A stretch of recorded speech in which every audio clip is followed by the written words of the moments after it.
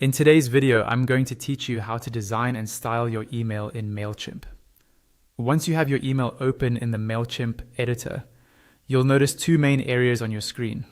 On the right side, you'll see your campaign template, which is basically a live preview of your email. On the left, you'll see a panel that shows the different content blocks you can add, such as text, images, and buttons.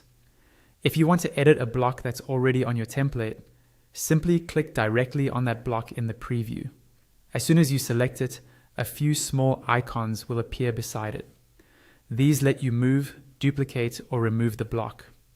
To move it, hover over the move icon, then click and drag the block to a new position in your email. To duplicate it, click the duplicate icon and a copy will appear, which is useful if you want consistent sections. To delete it, click the remove icon and confirm. With the block still selected, look back to the left panel. You'll now see settings specific to that block, organized into tabs at the top, usually labeled Content, Styles, and Visibility. In the Content tab, you can change the actual text, images, or links inside that block. In the Styles tab, you can adjust things like fonts, colors, spacing, and alignment so that section matches your brand. In the Visibility tab, you can control when or to whom the block appears, such as showing or hiding it for different audiences or devices. Take your time to browse through these options and watch how your changes update in the preview. When you're happy with your edits, click Done at the top left of the panel to save those changes for that block. Once you click Done, the panel will return to the main Add view.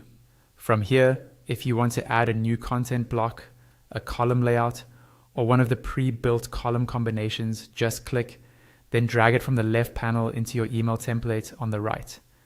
Drop it where you want it to appear. After it's placed, you'll edit it in exactly the same way as before.